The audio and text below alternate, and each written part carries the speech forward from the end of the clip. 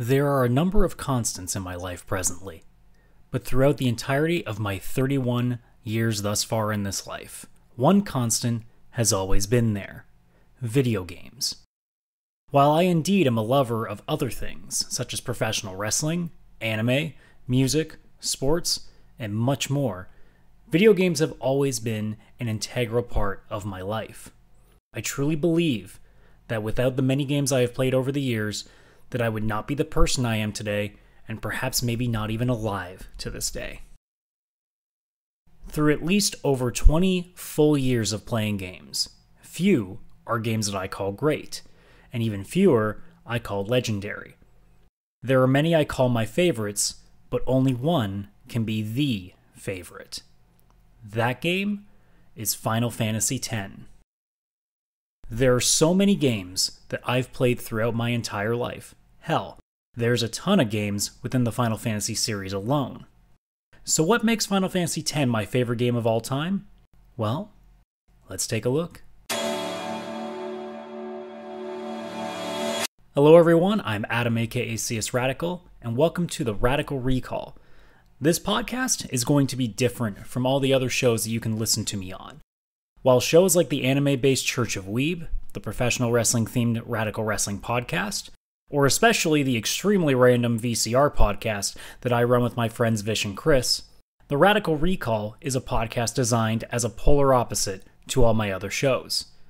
It is scripted, so there will be no asides, no spur-of-the-moment thoughts, and especially no stammering on my words or forgetting things, which is a real shame because I admittedly like the tone that's set in these shows, mistakes included. But with this show, I wanted to give myself an outlet that will really put my thoughts out there in a much more clear and concise manner. Every thought, every word, has been typed out, rather than spat out as fast as my brain can work. This will allow me to take the time to ensure that I don't miss anything important, as well as give me more time to look over a particular section of that topic at hand, to make sure that I put my thoughts down in the best way possible. So I hope you enjoyed this first edition of the Recall. This show will more often than not be going back in time to look at things that I've enjoyed over the years. But who knows, maybe the right hot button topic comes along and I can do a show here on it. The Recall also won't be limited to video games. In fact, the next one I'm planning on doing, if I can get it done in time, will be an episode on the TV space epic The Expanse, which will be heading into its 4th season on December 13th. So stay tuned for more. But I think I've rambled on long enough here, so let's get talking about my favorite game of all time, Final Fantasy X. And just a heads up, I'm talking about everything to do with this game, so it should go without saying, but this is going to be chock full of massive spoilers. So you have been warned. Listen to my story. This may be our last chance. The first time I ever played a Final Fantasy game was the Super Nintendo classic Final Fantasy IV, or Final Fantasy II as it was known at the time here in the West. Because Squaresoft, which for those who don't know, is what Square Enix used to be known before they merged with Enix, the makers of Dragon Quest, Star Ocean, and other popular games before merging on April 1st of 2003. Hell of a merge on April Fools. But I played both Final Fantasy IV and VI during my time with the Super Nintendo before moving on to the Nintendo 64. It would be a long time before I would play a Final Fantasy game again, as I never owned a PlayStation. So it wasn't until my family finally upgraded to a PlayStation 2 that I had the chance to get back into the majority of Squaresoft's catalog. Now at the time, I didn't know that the PlayStation 2 was backwards compatible, so when I went down to my local Rogers Video, a movie and game rental store here in Canada, I gravitated to the PS2 section and there I saw Final Fantasy X. Now I had really fond memories of both 4 and 6. In fact, while yes, Final Fantasy X is my favorite game of all time, I actually say that Final Fantasy VI is the best game of all time. 10 is my favorite, but 6 to me is the most well put together game I will ever play. You're probably confused. Shouldn't my favorite game of all time also be the best one? Well, to me, when I say FF10 is my favorite game of all time, it isn't just about the quality of the game. It has more to do with all the positive memories that came with it. When I got a PlayStation 2, it was right around the time my family moved away from the small village town we lived in my entire run through elementary school leading up to grade 8. Moving to a new town, I was free from all the bullies that had tormented me throughout kindergarten to grade 7. I finally had the chance to start anew. As Lulu even says in Final Fantasy X, no matter how dark the night, morning always comes, our journey begins anew. And that's exactly how I felt. But sure, games like Final Fantasy VI and IV, both, they were great. But they also came at a time where they served more as therapy than entertainment for me. 10 had the advantage of being the first game in the series I played with a mind clear from fear, from depression, and sadness. And when that game is as fun, lighthearted, and cheerful as it is at times, it was certainly a game that brought the best out in me. Sure, there's some dark and sad stuff in there too, but when I look back at the time that I spent with Final Fantasy X, I remember far more of the fun stuff than, say, a game like Final Fantasy VI, where the first thing I remember is watching people fall to their deaths after Kefka splits the world apart. Literally. It's funny to talk about how lighthearted Final Fantasy X is, when the first sound you hear is the ringing of a very sad and somber piano piece. To this day, I will never understand why the designers let off with 2's Zanarkand. It just seems so out of place to go from that song to the peppy prelude that leads you into our first moments with main character Tidus. And another bit of criticism, the first Final Fantasy game with voice acting and they still let you customize the main character's name? So throughout the entire game, you're never addressed by name. Hell, because of that, it took until Kingdom Hearts was released that I actually found out the pronunciation was Tidus and not Titus, a mistake I unknowingly made for years. But in the grand scheme of things, they're such small complaints, and by the time the game really got moving, I didn't pay any mind to them. As soon as that opening cinematic starts and the badass Otherworld song plays, I was hooked. As ridiculous as that cutscene was, and believe me, we'll get into Blitzball later in the show, I couldn't help but be mesmerized by how crazy realistic that cutscene looked at the time, especially in the eyes of a 14-year-old boy. A side note, for the longest time, I thought the lyric was "Don't you give up, Auron." Because right when the line "give up on it" is sung, Auron appears in that cutscene. I mean, why not put his name in the lyrics of a song specifically written for this game? Made sense to me. We call it sin. Sin? Seeing Sin for the first time and fighting the Sin Spawn introduced me to the biggest change that this game would bring to the Final Fantasy series. Normally, these games had the ATB, or Active Time Battle System. Everything ran on a timer, so if you took too long deciding your next course of action, enemies would attack. But in Final Fantasy X, we got the Conditional Turn-Based Battle, or CTB. Turns could take as long as you needed, so if you wanted to spend several minutes planning your next move, you could. Sure, it takes away a bit of the intensity, but it also allowed players like me to plan a little more than normal, as generally speaking, I used to just spam fight and the most powerful abilities or magic spells, unless I needed to use items the odd time. As much as I love Spira, I was a little sad that we didn't spend more time in Tidus' home of Zanarkand. The architecture was just so damn gorgeous. I would have loved for the game to draw a little more out of the panic from Sin's attack, but instead you fight a few Sin Spawn and then get sucked up into Sin itself, which at the time really freaked me out because it looked like they were getting eaten alive. But Tidus and Auron get sucked up and transported to another world. Kuno. The reason this game carries so many positive memories for me has to do with a single character. Riku, to this very day, is still one of my favorite female characters in gaming, and yes, very high on the waifu list. The first time I saw her, I probably thought the same thing a lot of you did. Is she wearing nothing but a belt as a thong? Even with the coloring of her bodysuit, a horny teenager cannot help but think it's close enough to a shade of skin that it had to be just that. But enough about the over-sexualized bodysuit, let's just talk about Riku. In the little time we spend with her here, I'm already beyond interested in her. That soft voice, the smaller frame, her kind and caring heart. She sold me on her from the very beginning. Who knew that 10 hours or so later, I'd have even more reasons to like her. Not to mention, the Al Bhed language was something I gravitated towards immediately as well. It was very clever of the design team to have a language that was just a mix of the letters. For example, S was now replaced with C, thus creating a language that was so different and yet could be slowly brought back to regular English by collecting all the Al Bhed primers, which made the subtitles slowly convert the language back to proper English, so over the course of the game, you'd understand more and more of what was being said, especially in the second time you go through the game when the New Game Plus carries over all the primers you collected in the first run. And the dialect just sounded so right. I can still remember how to pronounce a few things.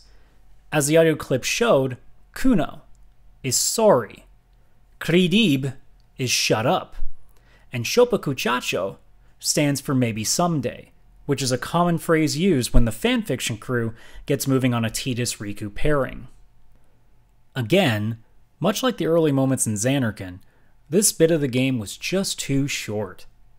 I was hoping to spend just a little more time with Riku, and as Sin attacked once more and sent me flying off that Al Bhed ship, I couldn't help but want more.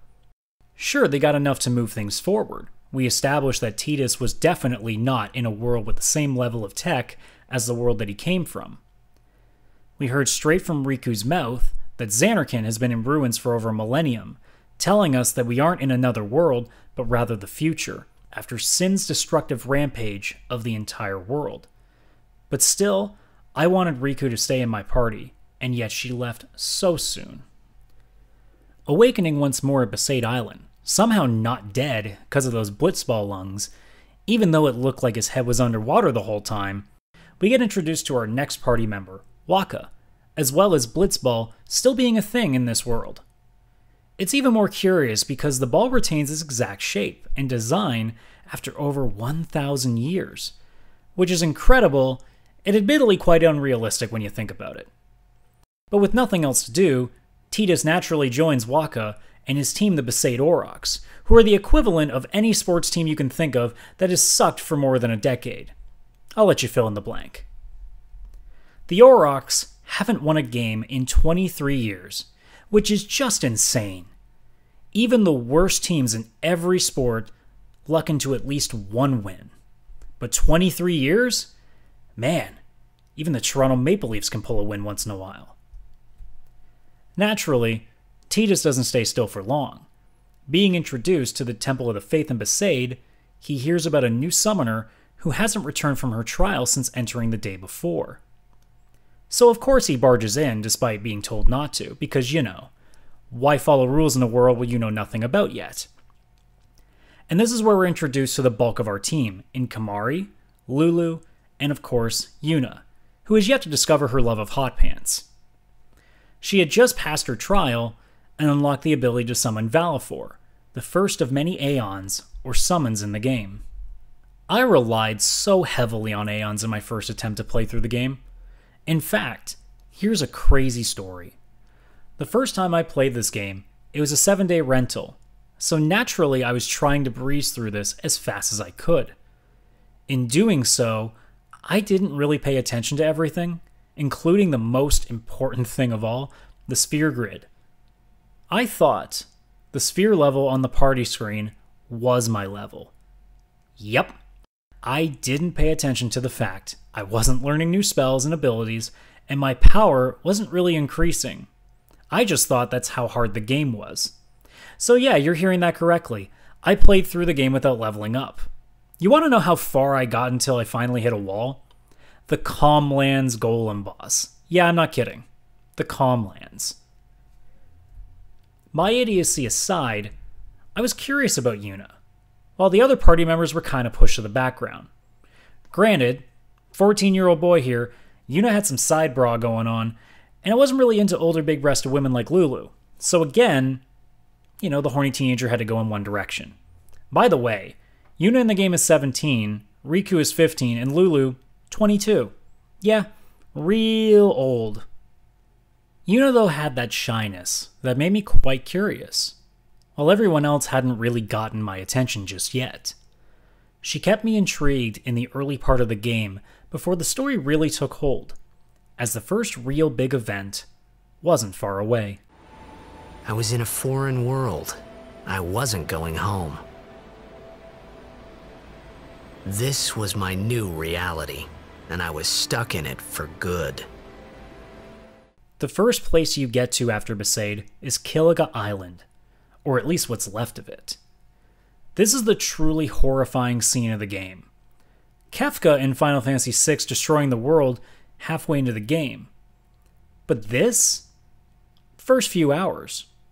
Sin absolutely massacres the island, and you see several people being sucked into the air and to their deaths. You are also led to believe that there are at least 3 dead children, one of them a baby. Yeah, this game does have its dark moments. During the travel, though, Yuna does get closer to Tidus after seeing him do the Jecht shot, a move by his old man, and a name that she tells him is familiar to her, as Jecht apparently was one of her father's guardians, thus making this mystery even more confusing. Not even that his father was her father's guardian, but that they defeated Sin, and it was still running rampant, presumably not even 20 years later. But at the very least, someone now believes Tidus' crazy story, while we're too busy trying to make heads or tails of everything else. Upon reaching Kilika, we immediately get to the infamous sending cutscene. It shows the true emotional power that the game can wield when it's on, as Yuna gracefully dances as she sends all of the dead to the afterlife while on a cascade of water with fireflies, or in this case pyreflies, flying into the skies above. But we don't have too much time to dwell on sadness and sorrow. In our first major dungeon of the game, in Kilika's temple, we get introduced to Donna, another summoner, and the first girl we meet along the way who has a real emphasis on making sure that you get to see some underwear. And she won't be the last. Yuna acquires Ifrit here, showing us that we'll be getting our summons through the various temples, and that these temples would also be the puzzles of the game, some which will be fine, and some which most certainly won't. Makalania Temple, stupid ice puzzle. Our next location takes us to Luca, where the big Blitzball tournament takes place. We hear that Auron may be here, as well as getting introductions to the Maesters, who are essentially like popes in this world, more than one, as if we needed more than one. There's Micah, but let's be honest, he doesn't really matter. The only one that truly matters is Seymour, who eventually becomes the game's "you're gonna fight me multiple times throughout this whole damn thing" boss. And boy oh boy was I happy to kick his face in several times. But the most important piece comes with the big Blitzball game towards the end. Sure, the first match takes place without you as you're busy attending to a kidnapped Yuna via the Al Bhed, which of course did get my motor running thinking Riku might be among them, but sadly she isn't. A funny note though, the Aurochs actually win this game without you, breaking their 23-year losing streak. So I guess you weren't needed after all. So at this point, I just want to take a moment to gush about Blitzball. Seems like the perfect time to do so. I'm not ashamed to say I probably spent 20 or so hours playing Blitzball the first time I made a full run through this game. To this day, I still wish Square had made a separate Blitzball game, just so I could go nuts playing that. I'm also still a little bitter because they turned it into a simulator in the sequel, Final Fantasy X-2. But let's keep the conversation to the original. The first game against the Luca Goers was really hard, to the point I was almost convinced that it was a must-lose game, kinda like how some boss battles just end up being things you have to lose. But for whatever reason, I refused to let it be that way. So 4 tries would take place, and I finally managed to squeak out a win, barely. Later down the road, though, Blitzball was a game that I brutally abused once I knew how to work it. Here's what I would do. I recruited Rop, who had a ridiculous passing stat. I'd throw him in the corner of the opposing zone and let all their defenders go at him. I'd pass the ball to Titus, who would be wide open and sphere shot for a goal every single time. If for whatever reason Titus actually got caught, I'd just check shot instead. Either way, I'd win games 9-0 constantly. I was not the nicest guy when playing that mini game. But I loved every second of it, and like I said, I wish this had been made into its own game. Even if the game makes no scientific sense. Underwater handball soccer hybrid without oxygen tanks? Sure, makes sense to me. But back to the journey, we start going on the Mien High Road, where the first real grindfest started for me.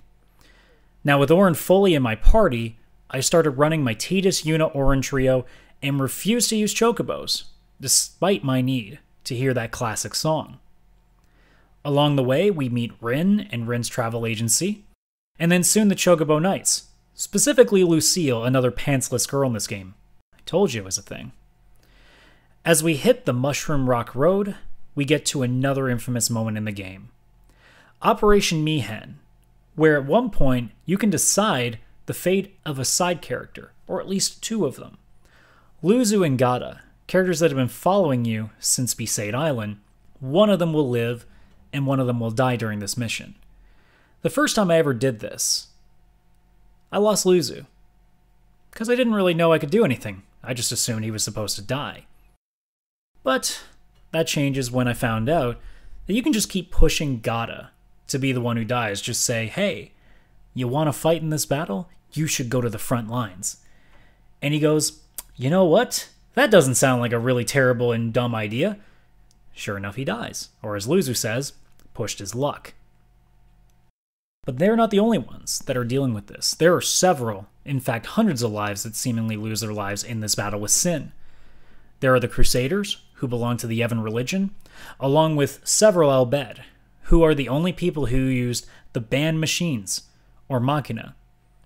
A religion banning technology, huh? Sounds like that's been a thing somewhere. But like I said, the plan fails, and Sin kills a boatload of people again. This is where we see the game, though, start to show its core messaging. Yevon, the religious presence in this game, takes zero blame for the mission failure, calling all of the Crusaders who died in this battle heathens, no longer part of the faith, because they worked with people who use Machina. As the game progresses, it becomes very prevalent that the story is showing how corrupt religion is, taking shots at religion in our own world. Basically, by the time this game is over, you discover that not only the faith is corrupt, but in fact their teachings and even their gods have been lying the whole time about what is truly going on with Sin, the summoners and their pilgrimage, everything. But more on that later. For now, Titus is resigned to the suffering that Sin is creating, that his father is creating, being told by Orin, back in Luca, that Sin was defeated by Jecht and Braska, Yuna's father. And now Jecht has become Sin. Why? Again, more on the lies of the pilgrimage later. But thankfully, this moment is overshadowed pretty quickly after by a massive return. At least for 14-year-old me.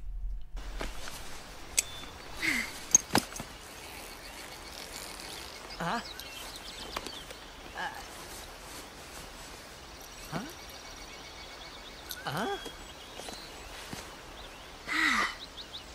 I was done for back there.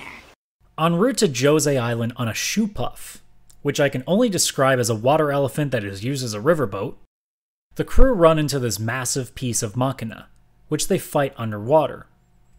Again, the weird thing about the CTB system, you can take as long as you want with the turns, and that means you can fight underwater for as long as you want. But they never need to go for extra air. Logic, I guess. Upon defeating this Machina, Titus finds a familiar bodysuit-wearing person lying on the beach. Yep, it's exactly who I thought it was. Shooting up to her feet, Riku proceeds to strip off said bodysuit, giving us some nice green shorts wearing booty shots for us before taking off her helmet and showing us that perfect short hair she has. And this is where my eyes left Yuna for the rest of the game.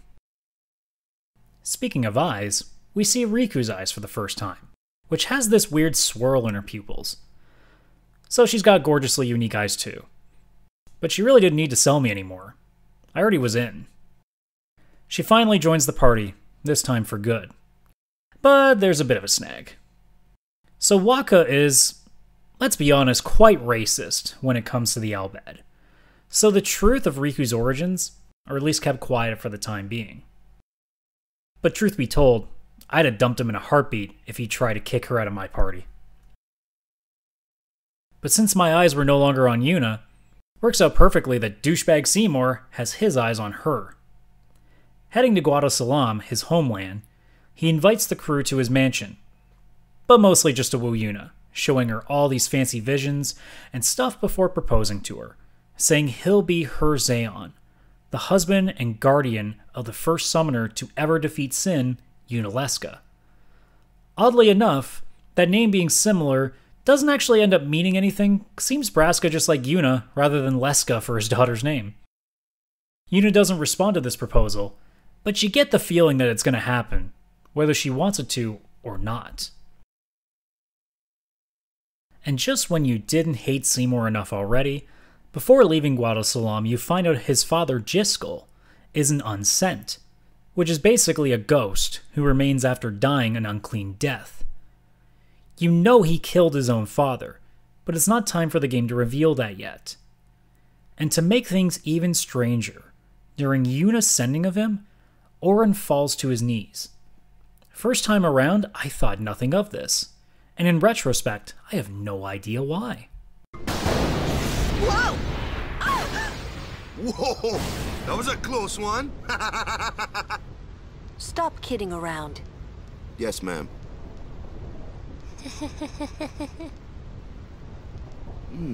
What's wrong?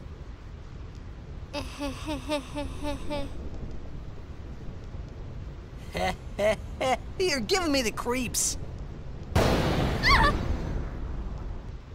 But again, the show goes back to being funny again. Hitting the Thunder Plains, literally a plains where lightning is always showering down, somehow, we find that Riku isn't exactly the best fan of it. Turns out when she was little, her brother tried to save her from a monster and use a thunder spell to do it, but missed the monster and hit her instead. But it was still adorable, watching her crawl in that weird spider-shaped manner, clinging to Tidus's leg, praying that they just take a break, and Orin just being like, It was great. Still one of my favorite moments. At this point, while staying at Rin's travel agency, so Riku can have a bit of a break from the cascade of endless lightning, well, something is really up with Yuna. A sphere, or in this world, a video recording. Yeah, that's right, a video recording in a world with Machina being banned. Makes sense, just suspend your disbelief here. But a sphere dropped from Seymour's father when she sent him to the afterlife, and she continues to study this recording. She eventually announces, while still at the agency, that she intends to accept Seymour's proposal. Orin suggests privately to Tidus that Yuna is planning something, but isn't quite sure what that is. We then hit the road to Makalania Temple, where after defeating a real pain of a Machina boss that Riku's brother, literally named Brother, is running. Through that, the racist hears that Riku is all bad, and Waka freaks out, only to have it basically fall on deaf ears. The party handles it well, giving him zero breathing room here, so he just walks away from everybody while you get the chance to ride on a Machina with whoever in your party you have the most affection points with. This was a pain for me, because naturally I wanted it to be with Riku, but that's really hard to do when she has far less time in your party than everyone else. First time I ever did this, it was with Lulu, because of course it was, she had the most playing time. Second time around, New Game Plus, you bet your ass I grinded hard to make sure Riku was going to be the one on that Machina. You can get some useful information from both women though, if you get them. Lulu reveals Wakka's hatred towards the Al Bhed stems from his brother Chapu dying in battle while wielding a machina weapon, thus Wakka believing he died because he was considered a heathen by God. Riku reveals that she is Yuna's cousin, which makes Yuna half Al Bhed. Ooh boy, Wakka's not going to like that one. Cue the Makalania Temple and that ice puzzle that took me way too long to figure out the first time. Hate that damn puzzle. So when completing that and being told I have to kill Seymour because he turns on us after Yuna accuses him of killing his father, I mean, I was already mad as it is, so I was more than happy to. But of course, religious fanatics are blind, and a man close to Seymour prevents Yuna from sending him after we kill him, and destroys the recording that proves Seymour killed his father. 'Cause, religious folk have issues with facts and evidence. Again, game isn't taking shots at religion or anything. During their escape from Guado forces, they fall through an ice fissure and somehow end up on Sin, who's just casually chilling under the frozen lake under the temple. Because, gotta move the plot along. Somehow, they all end up on Beaconell Island, the home of the Al Bhed, a desert land. In repelling a Guado attack on the home of the Al Bhed, Tidus learns a crucial fact he was never told about Yuna's pilgrimage. Riku tells him that when the summoner defeats Sin by summoning the final Aeon, they die in the process. Now this part is never properly explained. Does the energy required to summon the final Aeon kill the summoner? Or does that Aeon kill the summoner because its power is impossible to control? Does it even kill Sin? All these questions aren't really answered ever, but hey, who said Japanese RPGs ever have to make complete sense the entire time? Blah blah blah, you get an airship, Sid's there, yay! Yuna gets captured to go marry Seymour and Bevel, and wait, what? He's alive? Yeah, apparently unsent Seymour is just walking around no problem and still wants a bride to consummate the marriage with. Thankfully, the crew do their best Vince Vaughn and Owen Wilson impressions and crash the wedding, and Yuna tries once more to send Seymour to the afterlife, but fails once again. The cutscene here is really badass, as all the party members are grinding down ropes or cables, whatever you want to call them here, to get there. Not to mention the scene where Yuna fakes killing herself by falling off the ledge to the abyss below, only to summon Valifor and fly away. That was cool, man. I really still remember this particular scene fondly. It was so cool. But in the end, they don't escape and are sent to the prison of Via Purifico, but not before learning about the massive amount of lies that Yevon shows. They carry tons of machina in their biggest temple, betraying their own teachings, and we discover that Maester Micah is an unsent as well. So this religion doesn't care about their own rules and can't even go away in death. Like I said, this game doesn't really portray religion in the kindest of lights. Through this dungeon, we learn that indeed the pilgrimage is a useless effort, as Sin always comes back. We also learn Seymour's true plans after killing Maester Keenock, the least important of the four Maesters. I mean, let's be honest, I didn't even mention 2 of the 4, so yeah, not that important. Seymour intends to become Sin and destroy all life, thus ending the endless cycle that Sin has become. So classic villain trope, I want to end all suffering by ending all life. We beat him a second time, but don't send him for some reason. Now at this point, I intended to put the most infamous scene in the game, but since it's basically just music, and I don't need one big fat copyright strike here, we'll just talk about it and imagine Suteki Dane playing in the background, okay? So Yuna is clearly shaken up at this point. Everything she believed, everything she thought, has been an absolute lie. Yevon is not what it says it is. Every person at the top there now wants her dead, and they betrayed everything they've taught her and the rest of Spira. The only truth left for her is that she will die if she continues the pilgrimage, and she still intends to do so, even though she knows it won't bring peace forever, but only for a short while. But she's a broken mess at this point, and decides to try and relieve the stress by walking into a lake fully clothed. Tidus tries his best to comfort her, fully clothed as well. Even at 14, I knew right away the scene was going to be drawn in a totally different light. I mean, come on. Of course I already knew about hentai and doujinshi. The internet existed. He tries to get her to quit the pilgrimage, or, quite simply use her head, but she still refuses, saying that even if she'll die and the piece is short, it's still peace and worth it to her. But she cries. So Titus comes up with the perfect plan to soothe her pain. Makeout session! Or at least a really terrible CG kiss anyways. Hasn't really aged well. So, as I'm typing this out, this whole script at this point, I'm coming to the realization that other than one specific clip towards the end, I honestly can't think of another audio clip to insert here. From this point in the game onward, it's all pure information, not a lot of super memorable moments. The fun also starts to end here, and it's getting really serious. So you're not crazy in that there aren't many more audio clips in between me speaking here. It's just pretty heavy from here on out.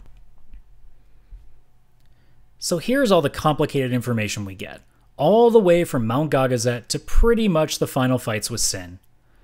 After defeating Seymour a third time and escaping a Yuna Ascending again, we find out what's really going on with Titus, Sin, basically everything. Now none of this is really in order how the game reveals it from here on out. I'm just going to explain this whole thing as best I can. So during the time of Titus' Zanarkand, there was a war going on between Zanarkand and Bavel. Zanarkand was a summoner nation, while Bavel relied on Machina. This war is more explained in Final Fantasy X-2, but the gist is that Zanarkand was losing and was doomed to fall. Enter Yu Yevon, a summoner with a vision to save the nation. He convinces the remaining living people of Zanarkand to become Faith, these crystallized people we see towards the end of the game. They act as conduits for a massive summoning that includes the dream version of Zanarkand that we see with Titus.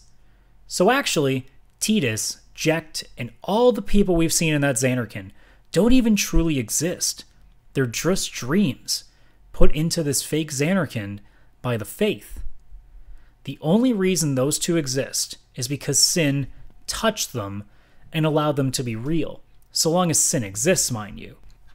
At this point in the game, we've reached that original cutscene where 2 Zanarkand is playing and Titus tells you that this is his story.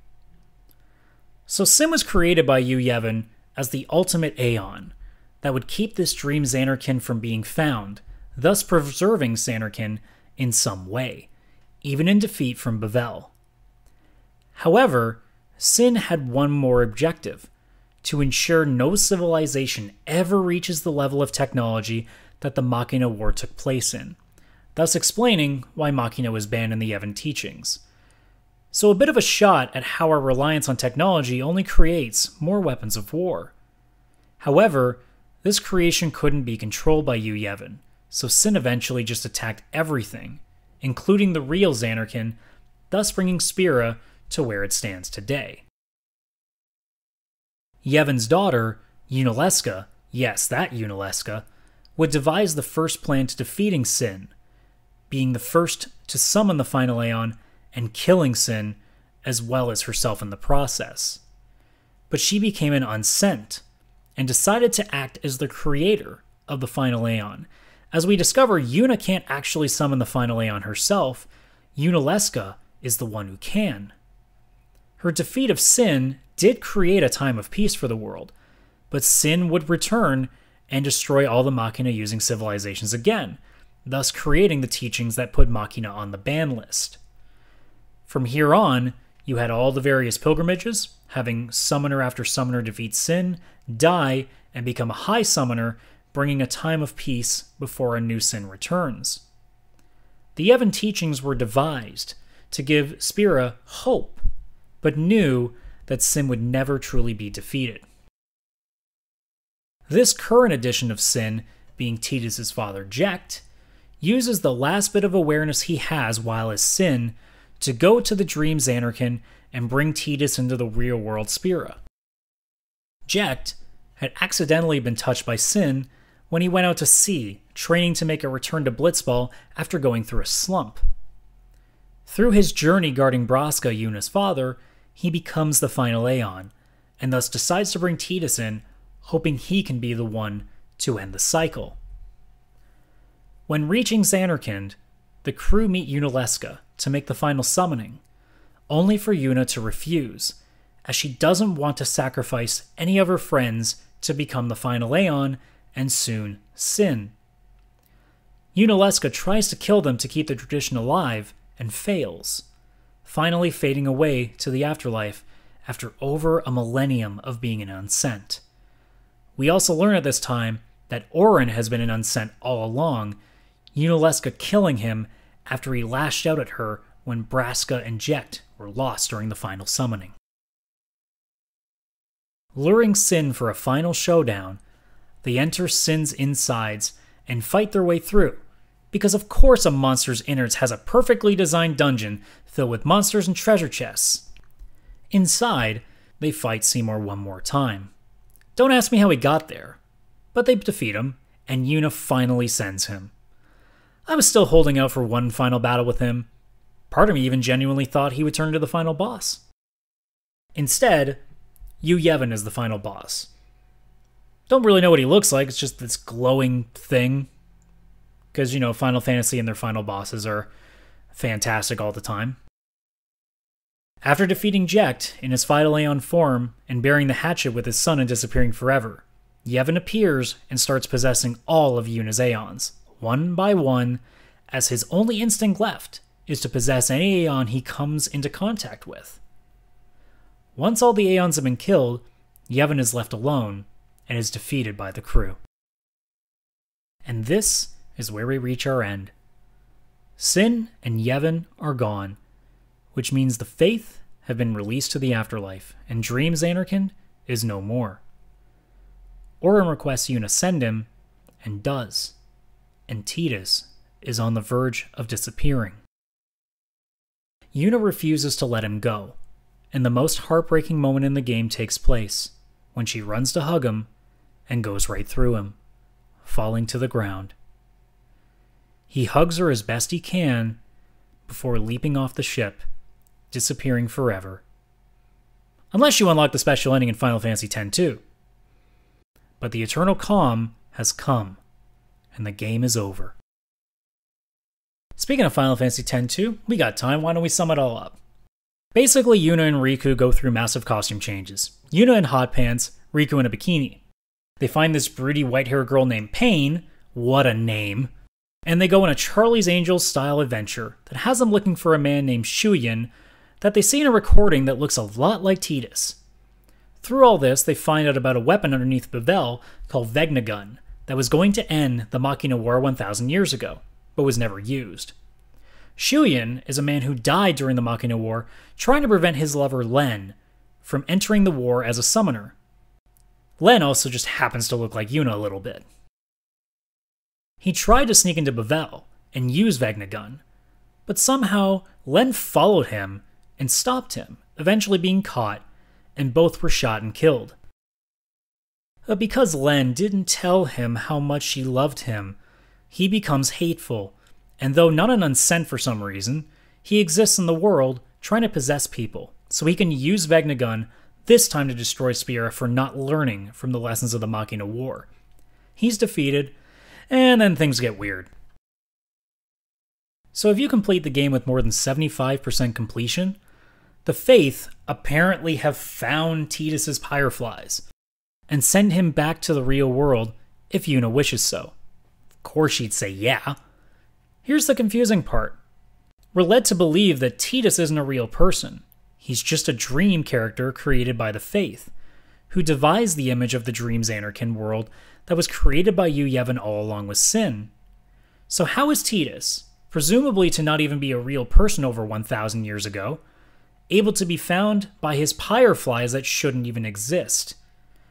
Needless to say, I think this ending was merely created to have the series end on a truly happy note, having Tidus reunited with Yuna.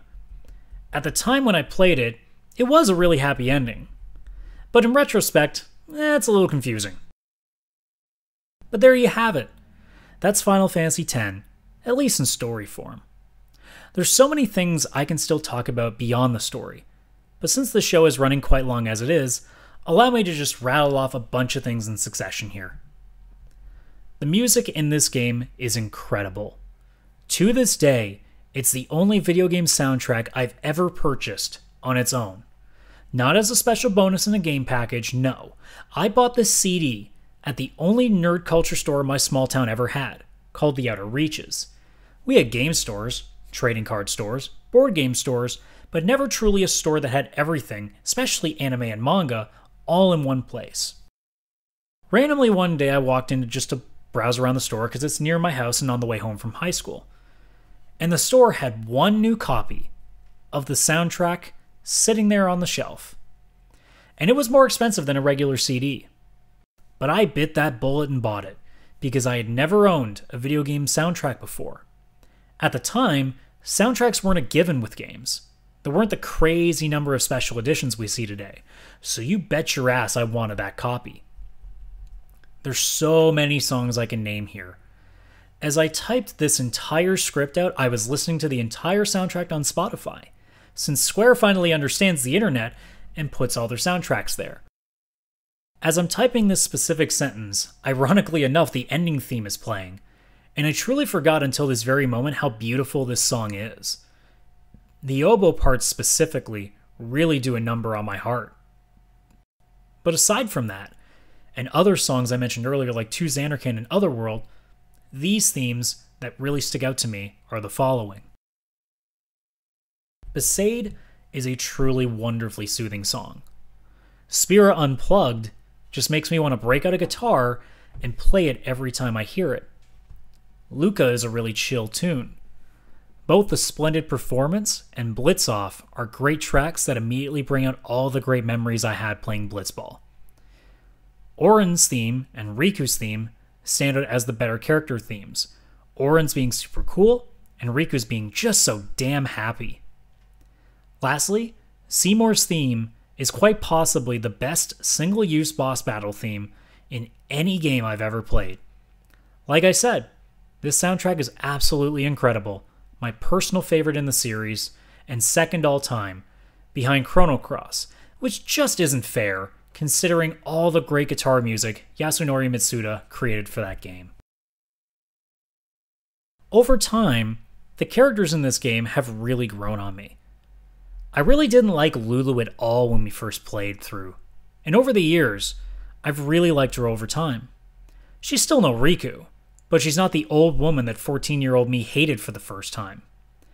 Kamari's always been the stoic, yet funny at random moments character, and Waka was always the cheerful one. Well, at least until the racism came out. I've already gone through Auron and Riku. The one real weird one left is Yuna. I really don't like Yuna. At least not until she loosens up by the time they get to Unalesca. Granted, I know exactly why, and it's kind of not fair to her. Because of my own personal history with relationships, my view of religious following girls is not that great. So when I saw how devoted, and quite honestly blind Yuna was to the teachings of Yevon, I couldn't help but dislike her a little. So it's why when I say I like Yuna, I always make sure to refer her as 10-2 Yuna. Similarly, when I refer to which Riku I like, I refer to 10 Riku. This honestly has nothing to do, though, with anything she's like in 10-2. I just hate the outfit she wears, and especially her hair in that game. It's just a little too much. I loved her in the simplicity that was her short hair, pink top, green shorts. That's it. Other smaller things I remember range from the pain in the ass fight with Yojimbo, but that was worth it. He was a cool Aeon.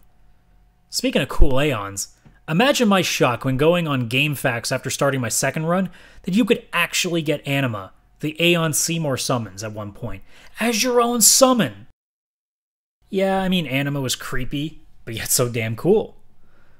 I remember some of the cool weapons, specifically Tidus with the Brotherhood, the sword Waka gives to him that apparently his brother Chappu used. I love the look of that sword. Lastly, the most fun I ever had with this game, when replaying it, was screwing with the sphere grid. You know, when I actually learned how to use it. There is nothing more enjoyable than having Lulu fighting with a Moogle doll, after putting her through Auron's grid with a teleport sphere, and having that tiny doll deal 9999 damage to bosses. That really hurt, you know. you big meanie. I have finished this game 6 separate times. All of them were not quick clears. All 6 times were over 80 plus hours, doing all the quests and collections I could. The last time I beat this game was around 4 years ago, when I got the remaster copy for PlayStation Vita, which I played on my PlayStation TV because I don't really like handheld gaming that much. And every single time I finish it, I have quite the smile on my face. It's my ultimate nostalgia. You know, after typing this all out, and now reading it into this microphone for the show, I realize how many things I've forgotten over the years, while refreshing the entire story to me. I've also proven to myself why I consider this game my favorite, but not the best of all time. When I really think about it, man, this game's second half is a confusing mess of a story. Dreams, faith, final summons, sin being reborn, all these things are not story elements a first-timer is going to get. Hell, even today, having a much better understanding of it all, it's still a little rough.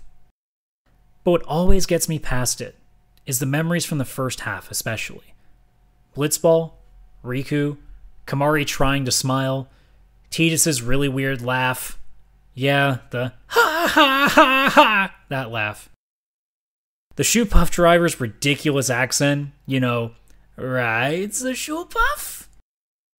And to come at a time where I was so ready to relax and enjoy a game without the fear of shutting my console off, to go to bed and wake up to hell at school the next day, the game really had all the time in the world to truly carve a piece into my mind for all eternity.